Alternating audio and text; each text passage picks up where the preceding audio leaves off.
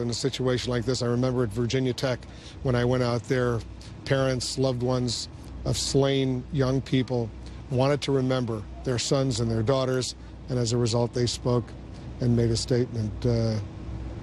So we'll see if Robbie Parker, I assume he's going to come out to the microphones now and make a statement. Looks like the family is there and they're getting ready to come to the microphone, so we'll listen in. Okay.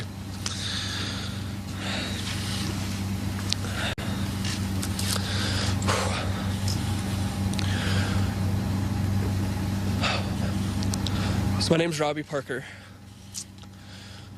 My family is one of the families that lost a child yesterday in the Sandy Hook Elementary School shootings here in Connecticut. I've been contacted by so many people and agencies wanting to know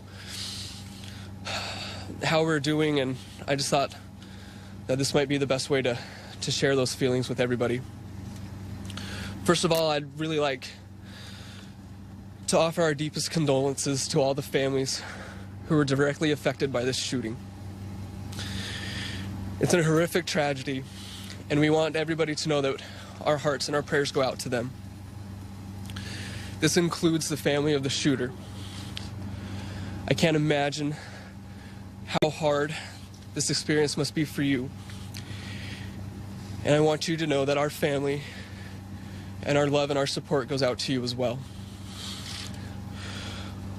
At this time, our thanks go out to so many people, so many friends and family and complete strangers who we don't know, for all the love, condolences, and support that you've given to us. My daughter, Emily,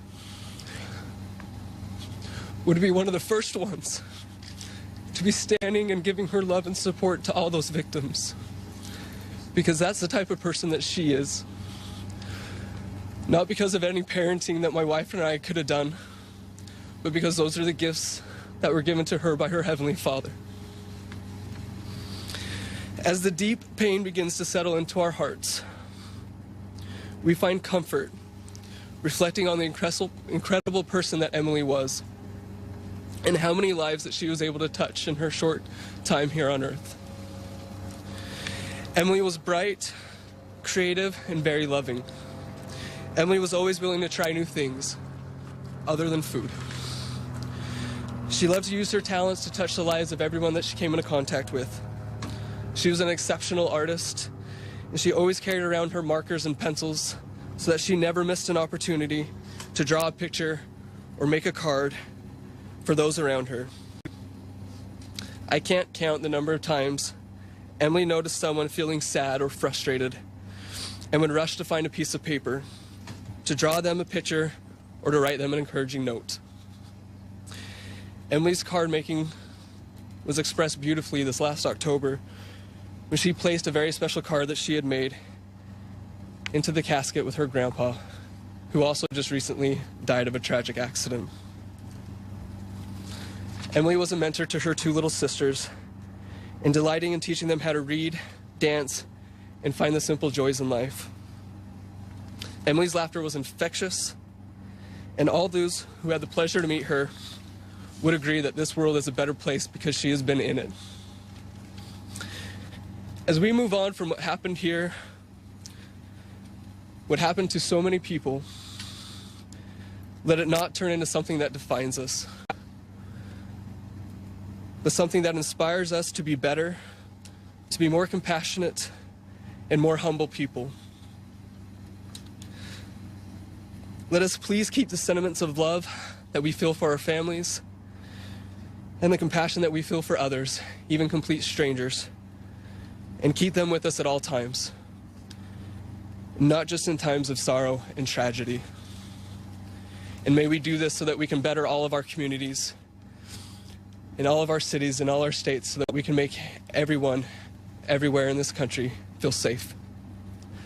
Thank you. I'd be happy to answer any questions as long as I see them to be within reason.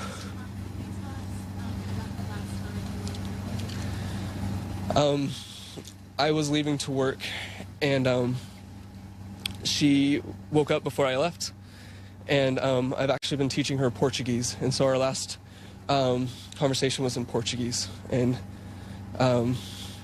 she told me good morning, and asked how I was doing, and I said that I was doing well.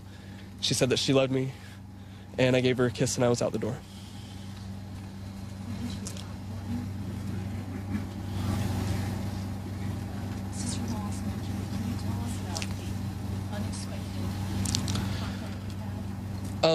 The best way that I've been seeing that is I have two really good friends at home who've set up a Facebook page to help raise money for Emily, and when I've gotten on that and just seen the number of people who have commented and expressed their condolences, it's been quite overwhelming.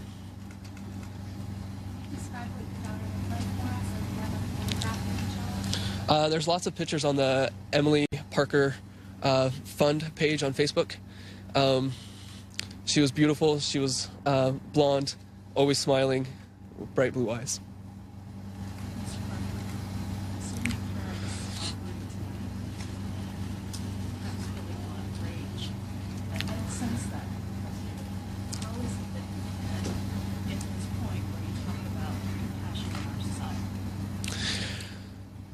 Here at the church last night, there was a special meeting, and I was given the opportunity to be able to speak at that as well. And in that, I just mentioned that,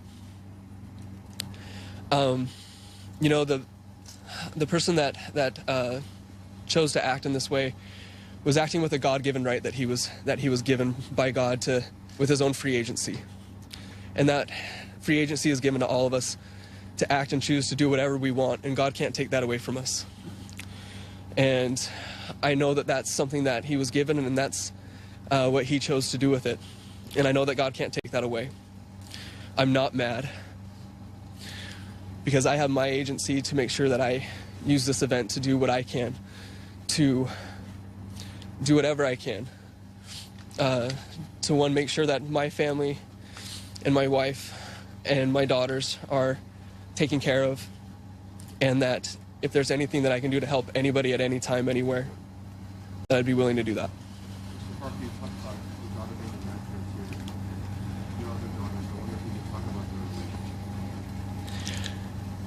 As uncheesy as I can say that, she was their best friend. They were all born within 3 years of each other, so by law they're very close. She was teaching my middle daughter to read. She would help my youngest daughter learn how to make things, show her how to do crafts. They looked up to her, and they looked to her when they needed comfort. Usually that's saved for a mom and a dad, but it was really sweet to see the times when one of them would fall or one of them would get their feelings hurt, how they would run to Emily to get support and hugs and kisses.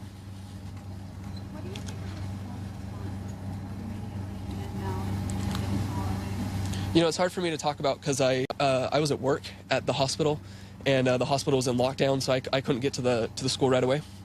I love the people at the school. I love Emily's teacher, and the classmates that we were able to get to know. I love all of them, and my prayers go out to all those people. The only thing I can say to the other parents is the comfort that we can find, that at least we know that there's other people that are in the same boat that we are, that there's other people that know how you're feeling, and even though we all are going to go through it differently and our emotions might be different and we're going to process this whole thing quite differently, that we're all in this together and that we're forever linked by this event. Have you been talking to your other children about what happened? What are you telling them? Yeah, we were able to, you know, with the events that happened with my father-in-law recently, this is unfortunately a topic that's been discussed in our family over the last couple months. So with my daughters, we've been able to express to them what happened. Their understanding is a little limited, of course, but they seem to get the fact that that they have somebody that they're going to miss very much. The what? I'm sorry. For respect of her family, I'm not going to say her name or anything. I met her at parent-teacher conference a couple weeks ago and was so impressed with the fact that she really seemed to know Emily as a person, Emily's likes and dislikes, and the things that she was good at and the things that frustrated her. And the way that she talked about Emily like that, I know without a doubt that she knew all other 16 kids in that classroom the exact same. Mr. Parker, your sister-in-law talked about the spontaneous shows of support that she got in the airport at the state of Florida. And you can talk about some of the support that you've seen, how When the word of this gets out in the afternoon, and our families from out west, getting them here in a timely manner was kind of difficult. The fact that airline agencies were bending over backwards and breaking rules, which they never do, was quite amazing. People just seeing my family in the airport and realizing that something was wrong but not knowing exactly what was wrong, and giving them hugs and their support. Everything from people getting out of line in the security line to let them pass, and moving seats on the airplane so that they could sit together. Those kind of things were very greatly appreciated, and to anybody that provided those for my family, I just thank you so much. When people remember Emily tonight, what do you want them to remember? She was the type of person that could just light up a room. She always had something kind to say about anybody. And her love and the strength that she gave us and the example that she showed to us is remarkable. She is an incredible person, and I'm so blessed to be her dad.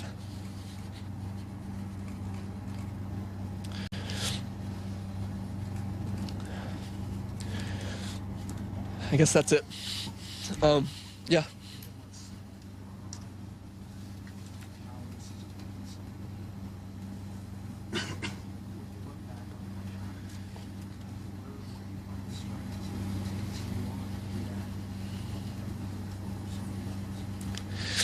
I don't know. I don't know how to get through something like this.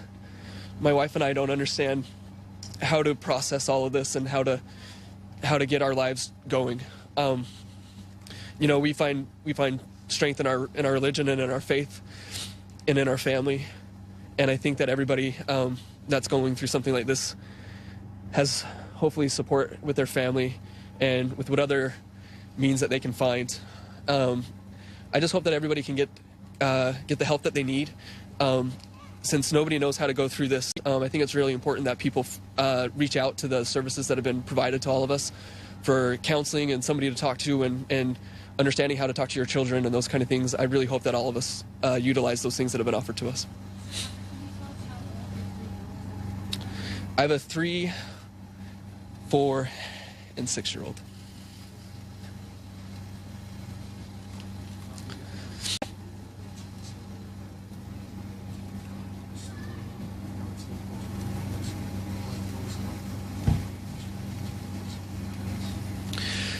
It went from something that, I can't imagine this is happening. This has to be some sort of a mistake. What was hard was that since I was at work, I was having to talk to my wife on the phone and just trying to know what was the right thing to do. I didn't think it was that big a deal at first. I thought, with the first reports that were coming in, it didn't sound like it was going to be as tragic as it was. And then, as we weren't given information, it started to settle in that it was a much tougher experience for everybody. And so that's kind of what it was like for us.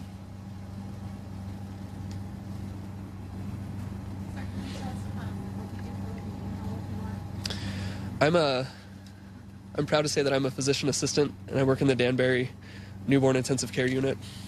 I'm 30 years old. Thanks.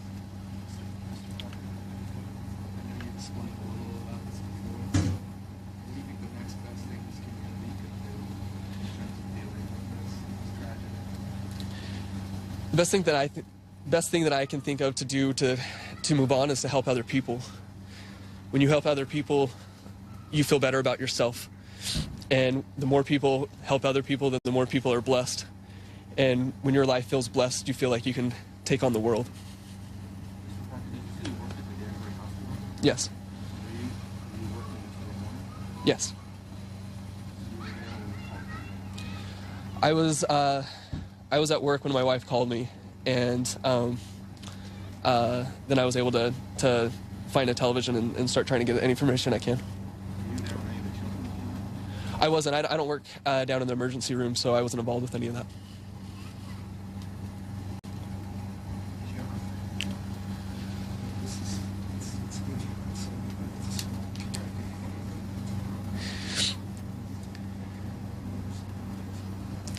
You know, what's interesting about that is my family just moved to Newtown about 8 months ago when I accepted the job here. So the impression that I got from people on the East Coast was a lot different than what I experienced when I got here, that's for sure.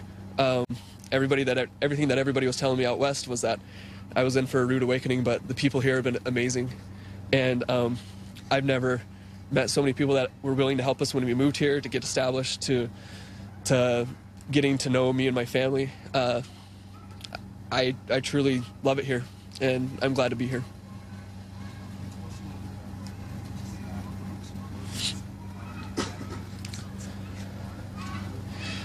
I keep hearing that. I haven't really had the television on much or anything like that, so I don't quite understand or grasp the grandness of the everybody's support from around the world, other than just the feeling that we get with everybody's prayers.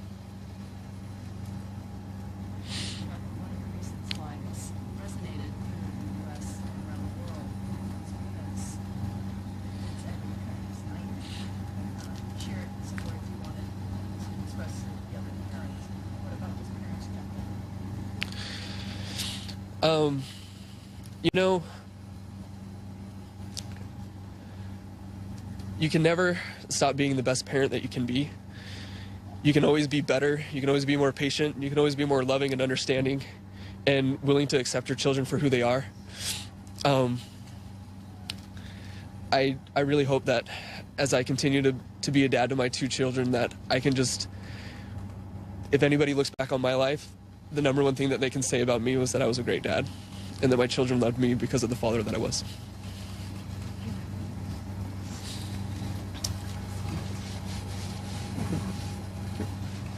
Thanks, guys. I'm done.